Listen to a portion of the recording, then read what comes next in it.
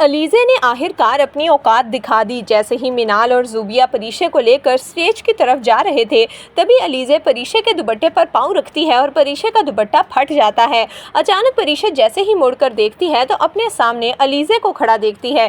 परीशे को तो अलीज़े पर बहुत गुस्सा आता है। अलीज़े परीशे को कहती है, सॉरी, तुम्हारा दुपट्टा तो फट गया, गलती से हुआ है, यकीन करो मैंने जानबूझकर नहीं किया। लेकिन यहाँ पर खड़े हर बंदे को ये बात पता थी कि अलीज़े ने जानबूझकर परीशे का दुपट्टा फाड़ा है।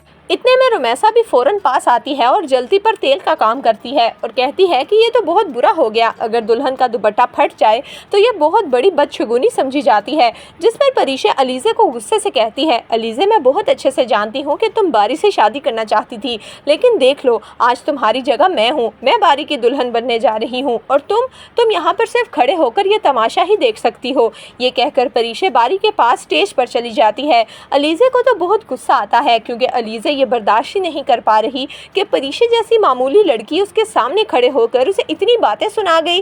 जबकि रुमैसा के फ़ोन पर काशिफ की कॉल आती है तो रुमैसा काशिफ की कॉल सुनने के लिए जैसे ही साइड पर जाती है तो परीशे की दादी भी रुमैसा से बात करने उसके पास आती है। इतने में रुमैसा अपने बेटे को कहती है कि मैंने तो सोचा था कि कोई ना कोई प्लान बनाकर इसकी शादी रुकवा दूंगी, लेकिन ये तो बहुत खुशकिस्मत निकली, इतने बड़े घर में जा रही है, लेकिन तुम देखना मैं भी जब तक परीशे को तलाक नहीं दिलवाऊंगी मैं भी चैन से नहीं बैठूंगी। ये बातें सारी परीशे की दादी सुन लेती है और वो गुस्से से रुमैसा को कहती है, रुमैसा, मुझे तो पता ही नहीं चला कि हम इतने अरसे से अपने घरों में सांप पाल रहे थे, तुम्हें शर्म आनी चाहिए। बेशक वो तुम्हारी सौतेली ही सही, लेकिन तुम्हारी बेटियों जैसी है। अगर ये बात मैं आलिम को बता दूं तो आलिम तो तुम्हें खड़ा खड़ा तलाक दे देगा। जिस पर रुमैसा माँ जी के आगे हाथ जोड़ेगी और कहेगी कि मुझे माफ़ कर दें, मुझसे बहुत बड़ी गलती हो गई, लेकिन ये बात अब आलिम को मत बताइएगा क्योंकि अगर उन्हें इस बात का पता चल गया तो वो मुझे नहीं छोड़ेंगे। मैं नहीं चाहती कि मैं इस उम्र में तलाक याफ्ता कहलाऊं। जिस पर परीशे की दादी अब रुमैसा पर पहले से भी ज़्यादा नज़र रखने लगी है।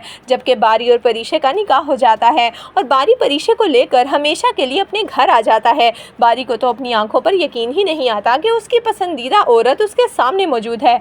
बारी परीशे को एक खूबसूरत सा ब्रेसलेट गिफ्ट देता है और कहता है कि जब मैंने दुकान पर देखा था तो मुझे पहले ही पता था कि ये तो तुम्हारे ही हाथों पर अच्छा लगेगा, और देखो ये मैंने तुम्हारे लिए ले लिया और ये तुम तक पहुंच गया। जिस पर परीशे कहती है, ऐसी बात है, आप मुझ पर इतना फोकस करते हैं।